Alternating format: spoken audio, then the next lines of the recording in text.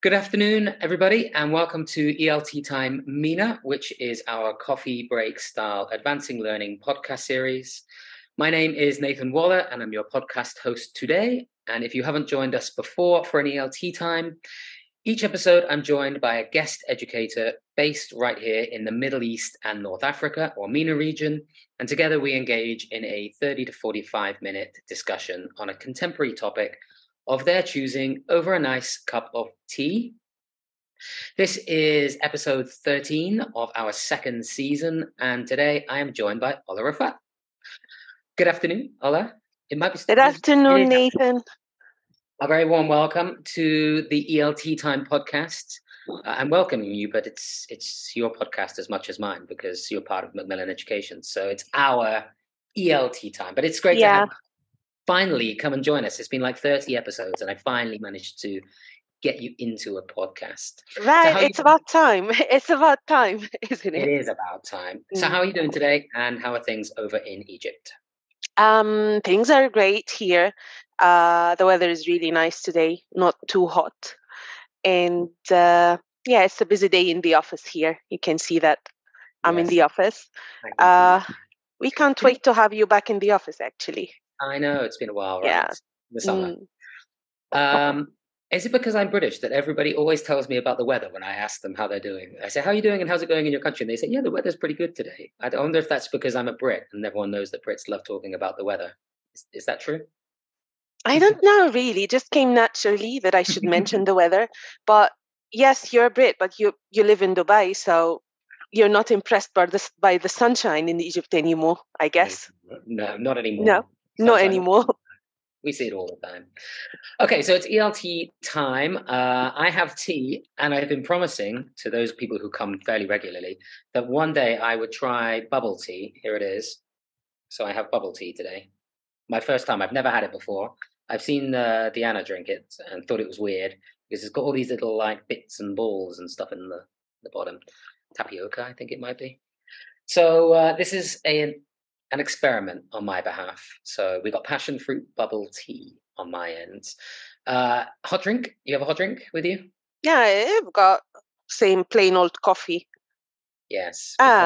Nothing bubbly here, but just you. Yeah. A nice Macmillan Education mug there as well. Being in the office. Yep. Nice.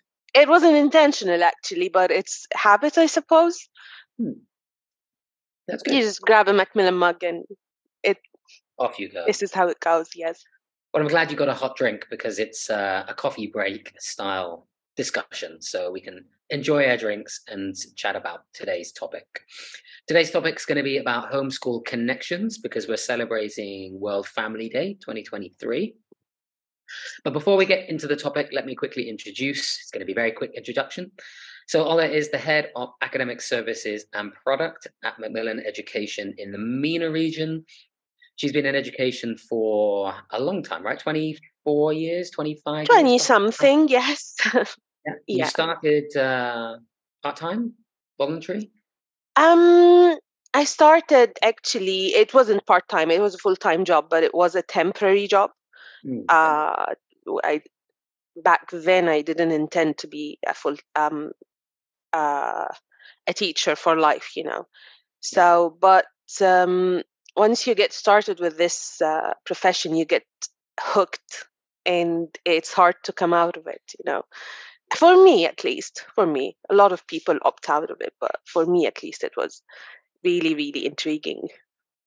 Yeah, you've done plenty of things. You've been in publishing for also quite a while, right? So how long have you been with them?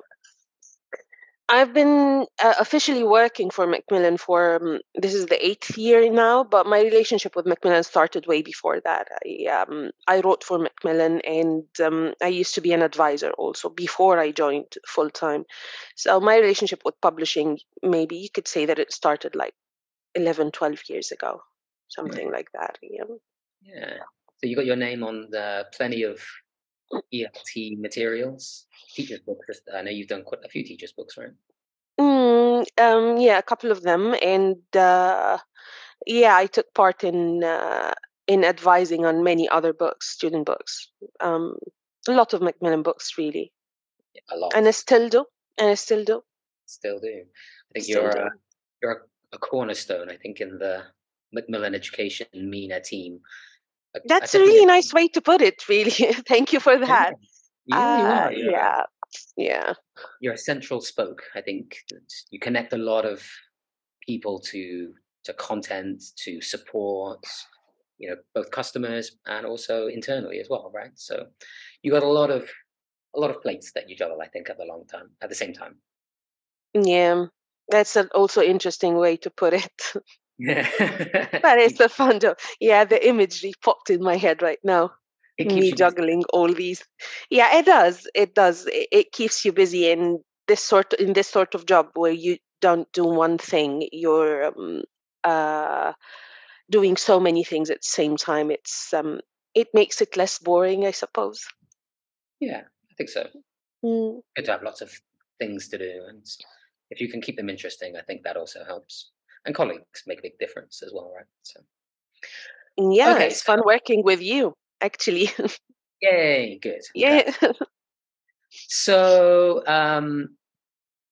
that's your kind of professional side. Anything you would like to share in terms of who you are and where you are and how that makes you Uh, uh, happy? yeah, something that has nothing to do with work, I suppose. You enjoy doing, maybe. I just love winter and I love cold weather. Yeah. This is why I talk about weather a lot because I enjoy weather that is really extreme cold. Nature really fascinates me in all its forms. So I liked I like thunder, lightning, storms, stuff like that. It's just it feels so fascinating when something is natural. Um, Okay, so I've got some recommendations for you then, because as you know, yeah. I've lived in quite a few different places. So if you're into storms, I would recommend places like Vietnam or Malaysia. Mm, I saw some crazy storms. but they're pretty warm. I Um, like it on the colder side of okay, things. cold. So yeah, definitely, it's for me, this is an enough reason to visit a country that to experience some sort of Mhm. different kind of weather. Yeah, Weather in Egypt is pretty much the same all year. I know yeah, it sounds like a blessing to you, but it's just it's just not fascinating enough. Let's put yeah. it. I can see why Mm, people like the seasons. It helps move the year through and gives different pace, I think, to the year. Here in Dubai, when it's the same all the time, you're right. It's like, is it April or is it June or is it yeah, November? I'm not you sure. never you never really get a sense of seasons anymore. It No, used to in the past, but now, oh, here we are talking about weather again, Nathan. again, yeah, And one, yeah. I yeah. only put it up because I remember some of the storms that I saw in Vietnam. I remember working in Mm. a school and going into the lesson, and it was blue sky completely, and whatever 32 degrees and 150% humidity. And during the lesson, there was a crack of thunder that was so loud it shook the entire building. Oh And then at wow. the end of the lesson, we went out and we had to wade through about 3 feet of water to get from the classroom to anywhere else in the building because it had rained that hard in 30 minutes that it was just like a flash flood that comes.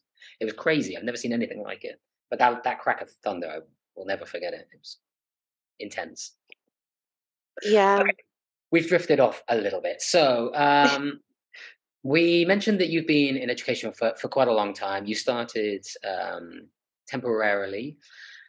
What was your motivation for starting? I guess that temporary job. How did you get into it? Uh, it's funny actually. The opportunity just came and I was looking for work. I was just a fresh grad and I thought I would try it. Why not? I'd heard about friends doing teaching, was teaching young learners really. And so that was my main motivation. I just wanted a job back then and I thought it would be fun. And it was nothing but fun on that first year. It was really challenging and difficult. And I guess that motivated me to explore a little bit how it's done. And until today, after 20 something years, I still haven't got an answer to that. how to properly do it. And I guess what I've learned across all these years is that there is no magic answer. It's a learning journey. And I guess this motivated me to stay in it, because there's always room to learn more. That you can always learn more, discover more, and things you learn after a few years, they are outdated, they don't work anymore, theories that become criticized.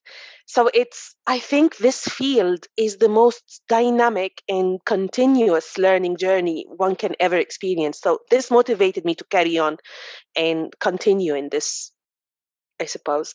And the fact that I was voted worst teacher back then made me want to be, you know, how it goes. So it's not, bad starts are not always a bad thing. It can be a huge push forwards. Yes, Yeah. true. I mentioned at the weekend actually that's what did I say? Something like failure is not the opposite of success. It's part of the process of. Yeah, it's learning how not to do it. You would never learn how to do it, but you learn ways on how not to do it, I suppose. Yeah. That's a good way of approaching, I think, teacher development. You're not learning new things, you're learning how to perhaps unlearn something or Mm. something that could be done better. Yeah. Okay. I was going to ask you a follow-up question, but I get the other question, I guess, that's now just come to my mind is if you were rated today, would you still be rated the worst teacher? I hope not. Well, I hope not. I hope not too. I leave that to others to rate, but I sure hope not. No, okay. I'm sure not Yeah. either. Okay, so today's topic, as we mentioned, is homeschool connections, and it's connected to, or we decided on this topic today because it is World Families Day. You can look that up. There's a website. It's a United Nations International Day, one of many. We've celebrated a few. We've had International Teachers Day. We've had International Day of the Child. We've done a few podcasts related to these international days because I feel like they're a nice way to bring up important topics. We haven't had this one before, so it's going to be interesting to talk about the importance of family and the importance of connecting with families from schools and the impact that that can have. Before we do that, though, should we very, very briefly introduce what this year's theme is? This year's theme is demographic changes and families. So I guess that's thinking a little bit broader and thinking about, I guess, how demographics change over time. So the question I was going to ask you is how has education changed from when you first started way back in that temporary job? Is it different? Does it look different now than it did then? And have families changed, I guess, in Egypt between now and in what ways have they changed, perhaps?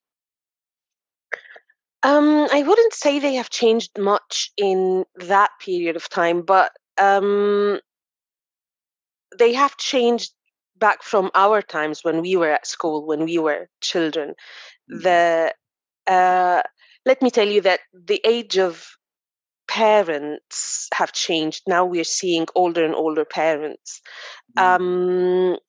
Now most mothers are working moms, whereas in the past they would be stay-at-home moms. Even the working day, the working hours for fathers and mothers was different from what it is right now. In terms of the family dynamic and what the family looks like, I think in the past it was more extended family even were more involved. Now things are more separated. Families are becoming smaller and smaller units. This adds to the busy and hectic lifestyle. The number of children, I think, has changed in one family. So you'd find less siblings for going to the same school, and a lot of times also something I have noticed is a bigger gap in the ages of siblings. You can find a sibling in secondary school and his little brother or sister in KGs or early primary. So this is something that we see more of nowadays. I don't know, maybe teachers who are listening to us right now can come up with more differences that they have noticed over the years. So yeah, feel free to add more Yeah. examples. But I, this is what comes to my mind at the moment. yeah, I think it's similar. I'm Mm, thinking about it from the UK's perspective. I mean, if I think about my grandparents' generation, yeah, very big families. They had lots of kids. My grandfather was one of 8. I think the other one was probably one of 12. And then if you go into my parents, and they all just stayed in my hometown. No one left. Lots of mm, cousins. Like I said, very extended family in terms of who looked after who. You know, an aunt would take a big bunch of kids and look after them for the day, type of thing. Grandparents were very involved, I think. And then from my parents' generation, it kind of shrunk a little bit. Um, but I agree with what you said in terms of age. My parents were very young, 21, I think, when they had me. My mm, brother's 18 months older than I am. So again, very close together. I think a lot of my friends were very similar, young parents, 2 or 3 kind of maximum, but very kind of close together. You know, one and then 2 years later, mm, another one, 3 years later, another one. That was quite familiar. And then if I think about my generation, I think about my own siblings. Yeah, they had kids much later, got married much later, less kids, 1, my brother only got 1. And we've all moved. We all live in different cities, mm. parts of the country or now different parts of the world. So yeah, you can see over those generations, the impact that's I guess the demographic impact, right? It's people urbanization, people moving to cities to look for work. Um, yeah, Yeah. generational are definitely there, and that does have. Mm. If we're thinking about that, because we're going to bring that back to education, I guess, is the impact that that has on uh, children and their learning. I guess there is a big impact for that. I guess. Yeah, yeah, definitely. Even if we can't think of concrete examples. So, as you say, in the past, it used to be extended family to the extent of being a village. So everybody's looking after that child and everybody's helping them with homework, reading to them. Whereas now you can see the child going straight to nursery from school to make up for the remaining of the working day for parents to pick them up at nursery.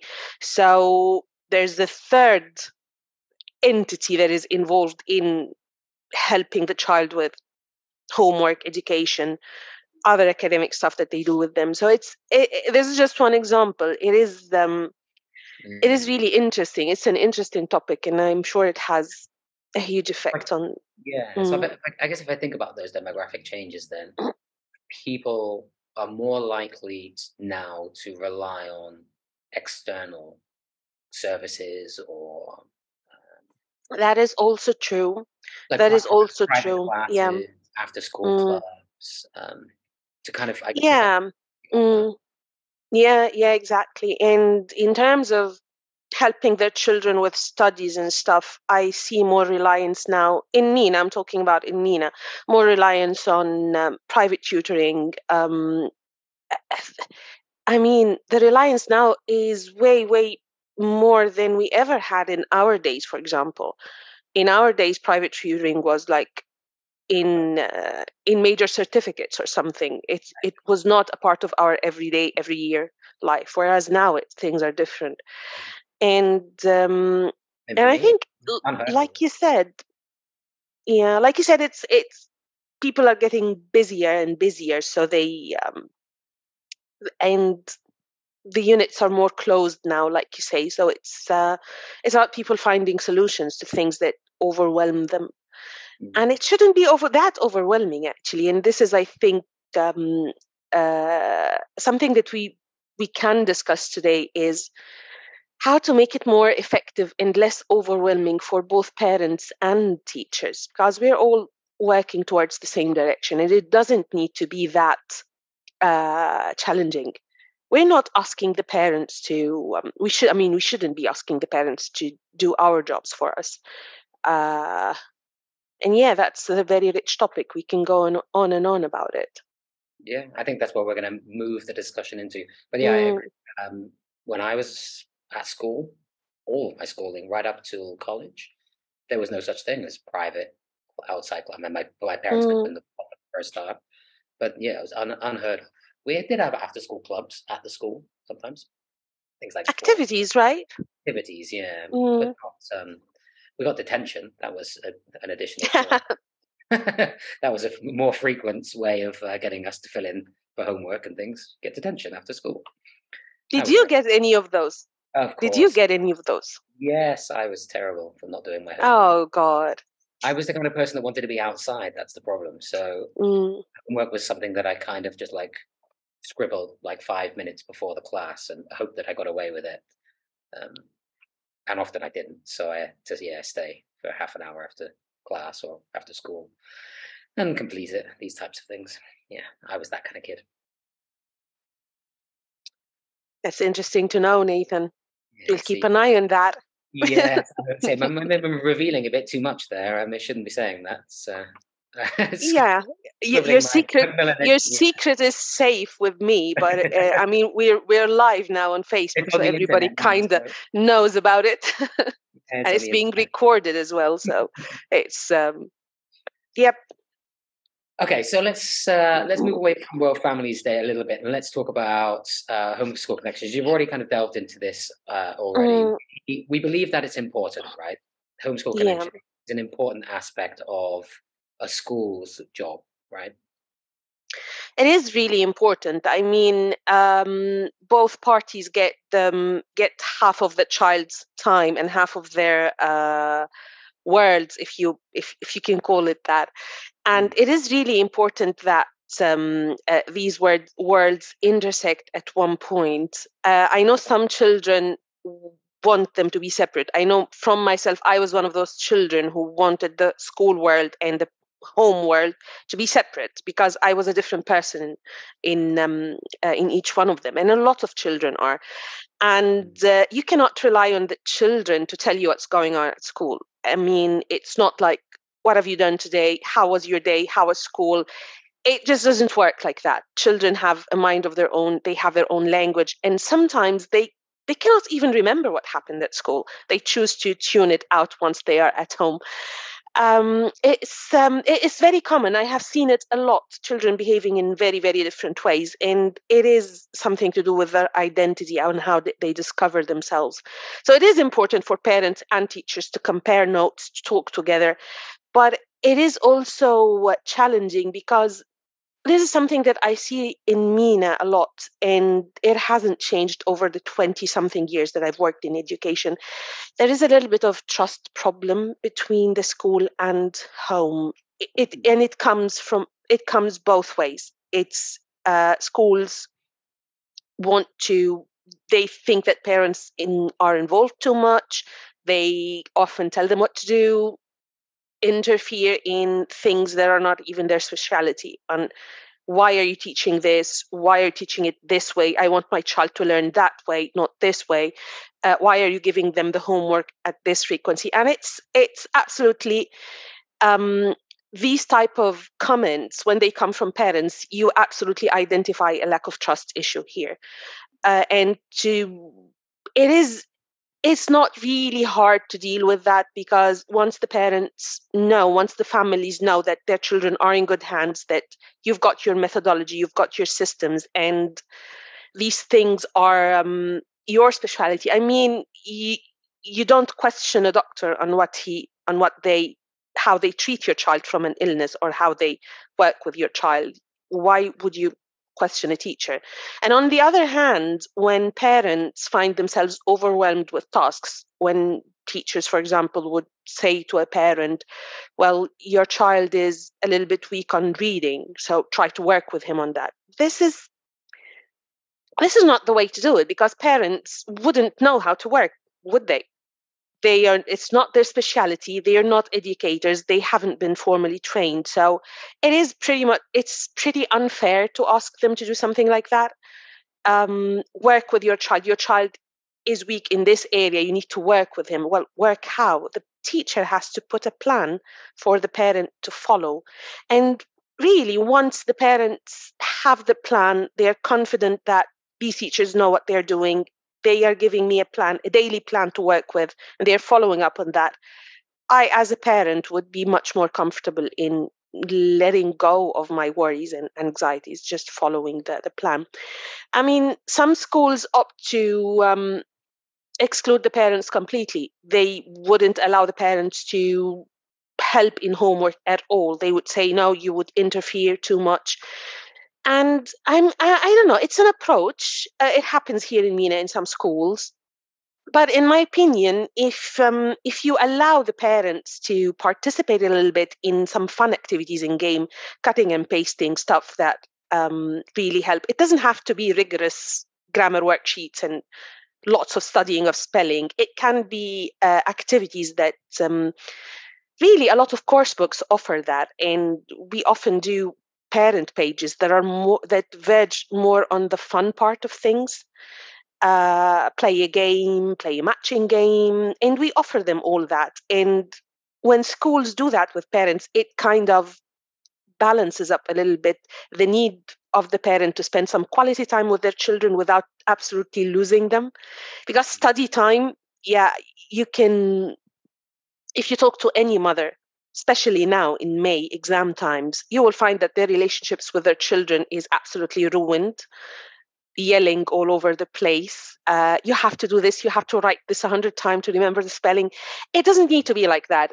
Helping children with academic work, and especially English language teaching, it doesn't need to be that rigorous, or that not rigorous. It doesn't need to be a torture session. It can be a lot of fun, and it's the school who can direct them to this. Read with your child, enjoy the story rather than focusing that your child remembers all the words. If you read to your child every day the same story, your child will spend quality time with you, but then they will listen to the story.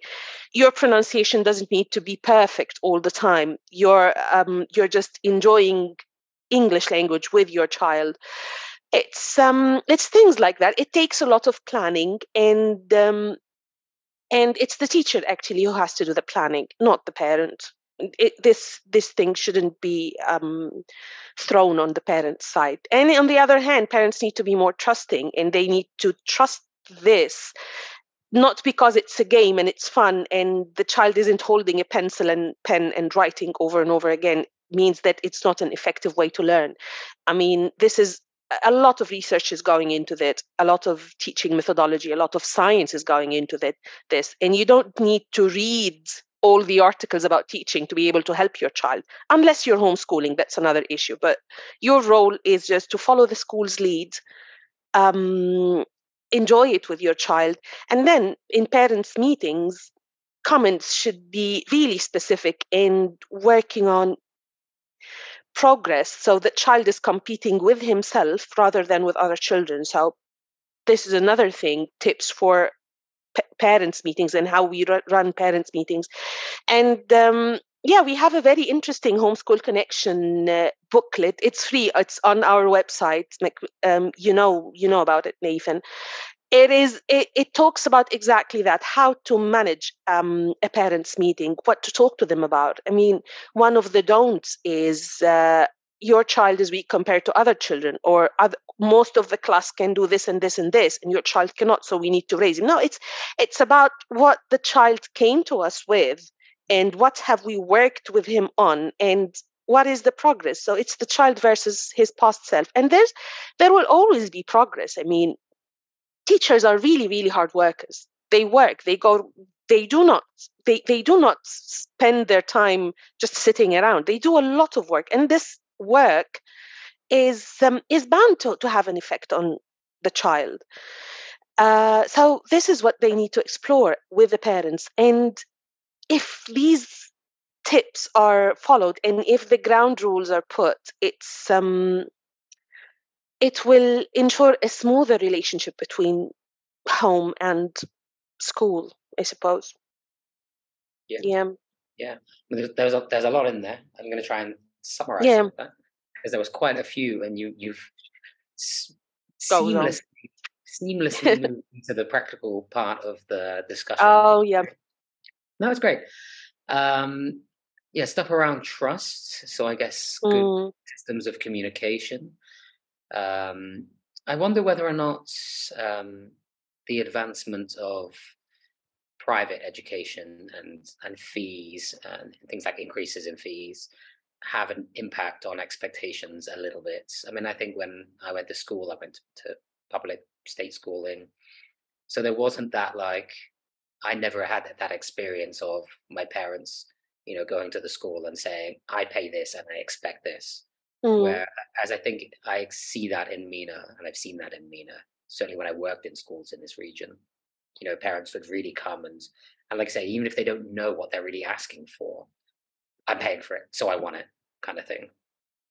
So I think that affects teachers' perhaps confidence to be able to interact with parents. They think, that it could go this way, so I will just kind of keep them at arm's length, so I don't have to maybe engage with that type of conversation. But I think I agree with what you said about looking for opportunities for positive communication, looking for those tiny opportunities to be able to say, your child is doing really well in this, or I've seen some really good stuff from them this week.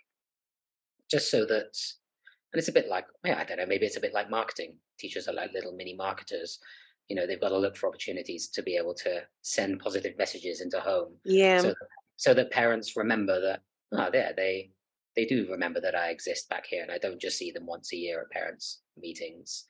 So, Oh, it's not once a year here. It's once a month, I or suppose. once, I guess once it's once a a month. It's way more frequent than once a year.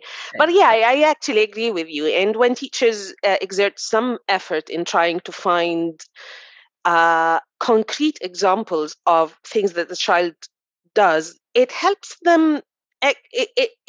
It's a kind of formative assessment. It helps them create these opportunities for the child because they know that they need to think of things that the child has done well. So why not encourage them? So it's a bit of working towards this, Yeah, Um, and then yeah, and I agree with what you said about when we're talking about communication. So and I guess this, I think this for me is a school wide thing. I think it needs to be a whole school approach in terms of having confidence in the syllabus and the curriculums and the expertise, and then portraying that to parents, but in a very clear way. So it has to be very easy to digest for parents. It cannot mm, be academic language and very formal. It needs to be ways that they can digest and understand, but they need to understand, like you said, the learning objectives, what we're doing, when and why. And then when when you're looking for those, I guess, positive opportunities for communication, it relates back to the things that you've forewarned them about. In this semester, we are going to be covering this, and your child, and especially in things like when you mention things like reading, they expect their child to go off to school and come back 3 weeks later a fluent reader, and that's not how learning to read works. So yeah, you need to say, in this semester, we are covering these things, and this is why it's going to help them to learn to read.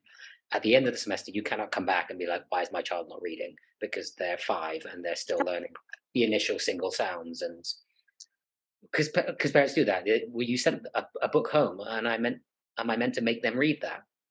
They should be reading it, and they can't. Then there's frustration, and it's like, no, okay, we need to be clear. You read the story to them. You talk about the story itself, and you try to get them to perhaps sound out the words of the sounds that we're working on in school to reinforce that. But like you said, they're not naturally going to know that because they don't have that mm, specialism. We have to give them that guidance, I think, in a yeah, in a really clear, absolutely, in a really clear way. absolutely, Yeah. mm, The other one is homework that you mentioned. yeah. I was making some notes here in the background.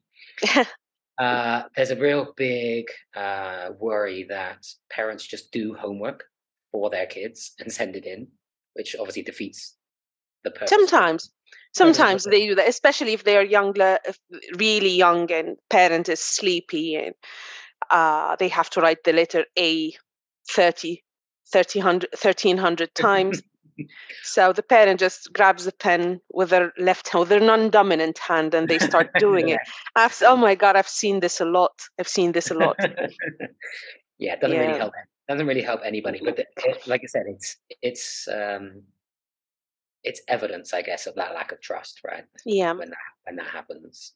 And parents, and I guess part of the reason of school is to learn that we're not the center of the universe. That's an important part of going to school. We're thinking about young learners here. Important part of Mm. going to school is to learn that we're not the center of the world. And, for parents, their kids are important to them. They're little angels. They don't want to see them behind everybody else. They don't want to see them not able to do particular tasks. So we can also psychologically, I guess, understand why they might try to cover that up a little bit. There are Yeah. lots of political dynamics between parents, and we know those exist as well. But yeah, definitely helping and having conversations with them. I think one of the key things that you were saying was about progress being against your past self. I really like that. You're not competing with the rest of the class. And there's been a lot of work, I think, over the last, I don't know, 20, 30 years around this type of thing within educational research. Mm. Um, they're not being a standard. You are year one, and year one means this. You have to look like this as a student. More around individual progress, and that children learn at different rates, and they have different needs. They have different abilities. Those abilities can come out at different times. There's different approaches to it across the world. Children in Scandinavia go to school at 7, type of thing, and Mm. in other places, as soon as you're out of a crib, you're kind of in a formal learning environment, type of thing. So there's lots of different ways of approaching that, I think. Did you have anything else you wanted to add based on any of that? Yeah, this really what you're saying is puts a lot on the teacher's shoulder actually, because now instead of dealing with a class that should be that they think should be standard, all of them should achieve the same thing. They need to start thinking of children as individuals, which they are. I mean, like you say, you look at you look at the class as a class, but each one of them is the heart and soul of their families, an individual, a person. And for teachers to think of milestones within each and every child is a lot more work. But this is just how things are. This is the reality of things. They are just not copycats of each other. Mm. And I think, well, I mean, I think the reason it's gone down that route is that, okay, it's easier to move one unit from September to June and not 30 individual units from September to June, which is, as you say, it's a really difficult thing to do. Mm. But the problem with just moving one unit is that 85% of that unit hates school, hates learning, doesn't really achieve as much as they probably would do if somebody just said, you know what, maybe they need to be holding a thicker type of pencil. That would help them. Mm. They need to have different color paper. They need to be closer to the whiteboard. They need to have been asked a question in different types of way. They need to have seen the content visually, or I don't know what's the word, auditory. Yeah, auditory. Yeah. They need to have been doing. They would have learned this particular unit if they had something hands-on to do, or they perhaps use some technology. Different ways of approaching learning at different times and in different ways help different types of learners to engage with it. Not because the problem is if you just try to get one unit from September to June, is that you pitch to the average, I guess, right? Yeah. Pitch to the Yeah. average, and everybody does the same thing, and it usually becomes very formal. Like you said, lots of pencils in hands, lots of writing, lots of evidence. And we want kids, especially with English language, to express themselves in different ways and find the best ways for their own expression, I guess. Absolutely. Can't agree more. And I guess the last part of that conversation, which you kind of touched upon a little bit, I guess, and this has also come out more recently, is the importance of well-being. So yes, it's the importance of our well-being as educators. Our students' well-being has become uh, quite a hot topic of conversation. Ways to support their well-being. But if we're thinking about homeschool connections, I think it's also important not just to be sending work home and asking parents or helping them to be able to support their kids at home with the academic side, but also supporting parents with information about how to develop positive mindsets, how to have a growth mindset, how to look after your physical and emotional well-being, because kids need support with that, and as well as the academic side, which parents can help them with. They can also be helping them with these things as well. Are you? And I in the research that we did recently, one of the things that came out, which teachers seem to not like one of the most, was when parents demote. They don't mean to, I don't think, but they demotivate their children, either by trying to Mm. force ways of the way they think it should be done on them, which kids then say like, "But I could use an iPad for this now." Doesn't matter. You need to sit down and write this, like I say, 13,000 times. And they perhaps don't want to learn that way, or they already know, or they could be doing something more creative. So, yeah, I think this idea of helping parents not to demotivate their kids, and the ways that we indirectly do that without meaning to, is something that I think we can support them with. But also just constantly reminding them about the importance of, positivity, why we have positive classrooms, how we want children to interact with each other, how they want to learn all of those soft skills, empathy, Mm. sharing, all of these types of things. That, and I guess if we go back to the very beginning in terms of the demographics, if family systems and structures themselves have changed, then part of that perhaps has got lost, because if we were with 12 siblings, we need to learn how to share within the house, how to fight for survival within the house. Otherwise, you don't get, you know, any chicken at lunch or whatever it is, because 11 other hungry mouths get in there first. I'm sure that was my grandparents' experience. But then, I think about my niece, and she's by herself. She's the center of the world. She's eating, Mm. you know, Waitrose raspberries and avocado and God knows what now. But these types of things, how do we look after ourselves? Who's talking to them about that? Are parents talking to them about that? In what ways? Are they giving them opportunities to be active, or do they just allow them to play on PS4 for 12 hours after they go home from school? All of these different types of things. And it's not judging them, it's helping them to see impact, I guess, right? Mm.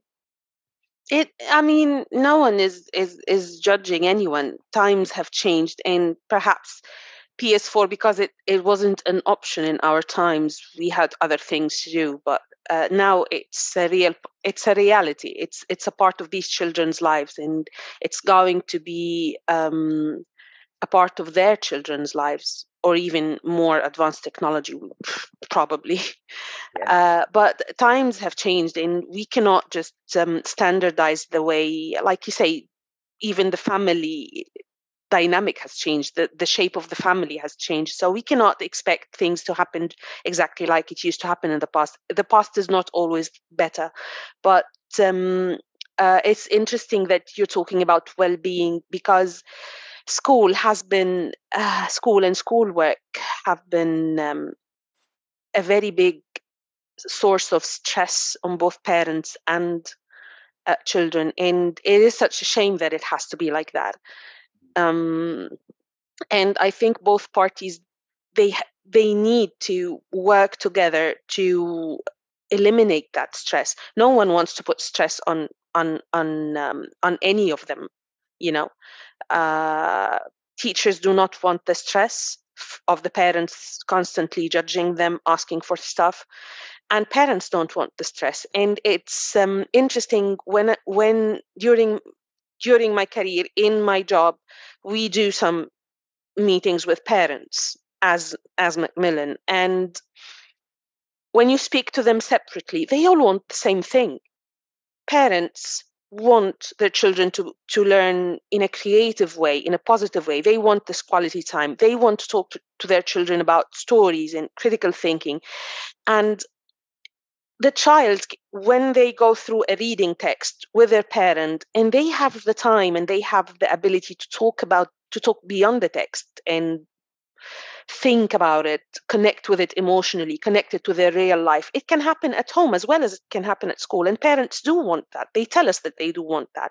When you talk to the teachers, they're like, we want children to be able to do this and this and this. We want children to be able to express themselves, to be empathetic, to be able to express their emotions and to manage their emotions and to talk to their parents about that. So they all want the same thing all along.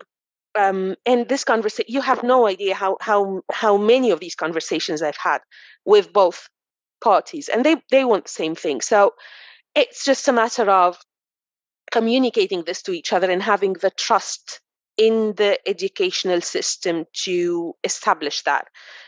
You cannot want something and then work on a completely opposite side of it, you know. Yeah. So Yeah, I agree with that part, but part of the problem I think that with that is that the you trusting an educational system, but the system at the very top is what reinforces that stress mm, because the system itself is very focused on end product, right? Again, this is a conversation I had at the weekend. Is that mm, there needs to be more space within education for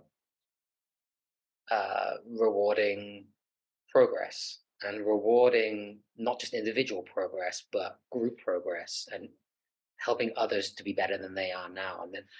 And until the system can kind of figure that out, it's always going to keep piling that pressure on, and it always shoehorns teachers and parents and students into the mentality of what's important is this grade at the end of the year, which is individual to you and your performance. mm. So it is such a tough one to get around because we're trying to do two things at the same time. We're trying to say it needs to be more creative, it needs to be more Yeah. It collaborative. all it all gets down to the lack of trust. So if you read any of the curriculum outcomes and learning outcomes in all of the educational systems in MENA, you'd find them really interesting, Nathan. I mean, they are all perfect on paper. They say exactly the right things. They aim for exactly the things that we all aspire to, that we all want.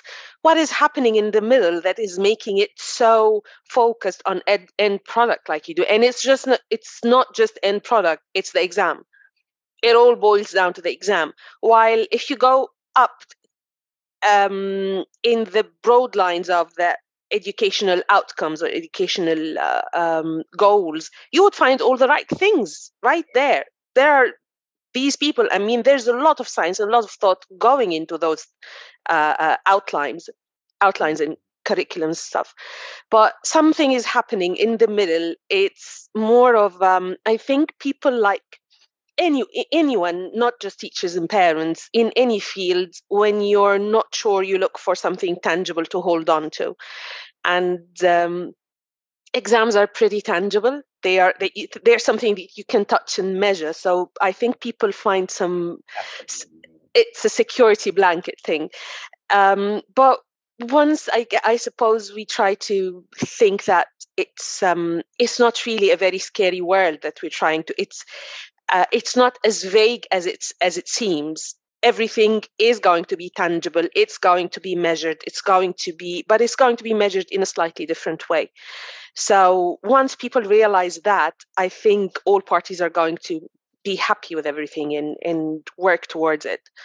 Uh, but it's the barrier of trust and a little bit of fear that education is the most important thing in your child's lives. You want them to succeed and flourish, and you want them to achieve what they want in life. So I can understand why parents can feel this need for something to rely on, fall back on, like exams.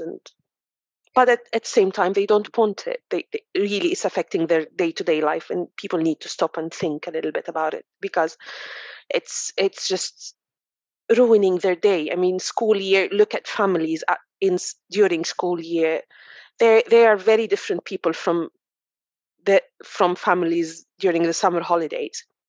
Yeah. Summer holidays are all about fun activities, bonding with their children, but during school it's absolutely different. So it people really need to think. It'd be nice if we could balance those two out. The the fun and enjoyment and the bonding and the games and the collaboration of summer mm, with the kind of formal learning of school without so much pressure. I mm, like the movement. There was a movement in the UK when I was way back when I was living there, to learning towards things like splitting the percentage of grades across, 30% would be on your final exam and 70% would be on your portfolio throughout the year. And they had a big move towards that. And I think even in the UK, it's gone a lot of that stuff now. Yeah, we've got that as well. I think And it's also, not all. It's not all in the end exam, but at the end, even things in the portfolios tend to be quizzes, mini exams. It's not so on paper. It's there. It is there, but yeah, they all turn out to be miniature exams at the end, quizzes, stuff like that. Yeah, um, it's a lot of pressure. It's a lot of pressure. yeah. Definitely. Mm. Okay, so there's lots of tips, and as you mentioned, a lot of the tips that we've been talking about are in the. It's called. I've got it here actually. Let me. It's called a Successful Homeschool Connection: The Happy Teacher's Handbook, which I quite like. Yeah. Sounds very positive. That Ola was mentioning before, it's on the Macmillan Education website, but it's gated content because it's part of one of the product pages. So if you're listening to this and you want to find it, you will need to go to the website, go to catalog, go to pre-primary, and go to, or very young learners, I think it might be called, and go to a course book that we have called Doodletown Second Edition, and you will find it within that particular page. So that will help you navigate in. Otherwise, you may never find it. You could probably type it into the search box as well, homeschool connection. It might come up there. But lots of these things, communication, help to help parents understand objectives, helping them with well-being, helping them with very practical things like how to run a parent-teachers meeting. All of these types of things are in this little booklet that you can go away and have a look at yourself if you want to get some ideas.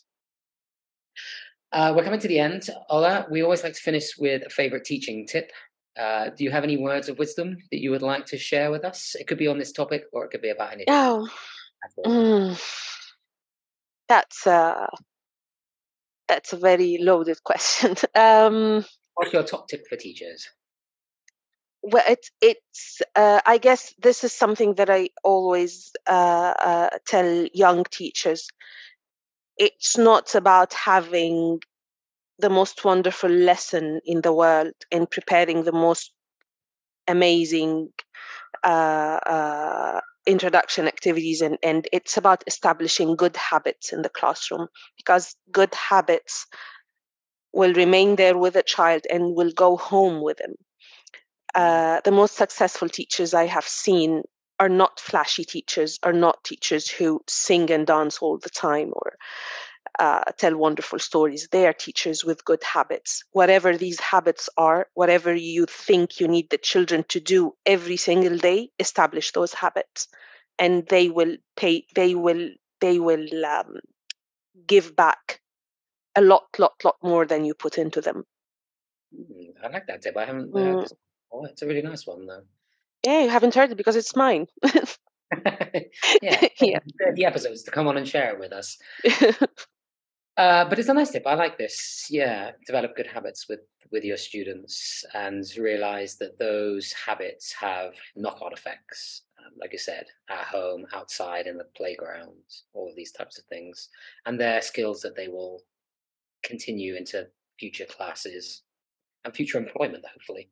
So yeah, things like, I mean, even if you think about things like grit and resilience, if you can develop the habits in a young learner classroom for those types of things, you will see those types of traits coming out when they're working, and they will employ those types of skills more than, can I remember that Ola taught me about the past simple way back when, and can I repeat it? I like this. It's nice. It's a good tip. Okay, my bubble tea has kind of come to an end here. There's just a lot of. How was it? It was actually quite tasty. I got the passion fruit one. I didn't go too outrageous. I stuck with a kind of familiar flavor. It's okay. I tried my best not to choke on the little jelly things throughout. Oh, there are jelly things. That was the challenge, not to choke on these little balls while I'm talking. But it was actually quite good. It was good. I think I might try it again. It's very refreshing because it's a nice cold drink. So I think on a hot day, walking around, it would be It would be a good one. I recommend it. Try it. Bubble tea. They must have it there in Egypt, right? I look for it, definitely. I'm totally intrigued. Yeah, try it out. Yeah. And I'm sure your coffee has probably also come to an end. So let's wrap up our podcast for today. We hope that everybody enjoyed our discussion. It went in lots and lots of different directions, but there was also, I think, lots of food for thought, lots of kind of practical tips. And of course, all of that is in that little booklet that people can check out. We're coming towards the end of the academic year, so I don't think we've got many episodes left for this season. But keep your eyes open on our social media, and we will let you know when the next episode is coming up. From now, though, from Ola and myself, we wish you and your students and their families all the very best and a World Family Day celebration right across MENA, hopefully.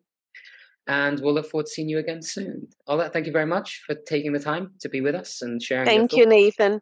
It was so much fun doing this with you. Good. I'm Yeah. glad. And we'll look forward to seeing you soon. I'll see you in 45 minutes. Yep. Okay, take care, everybody.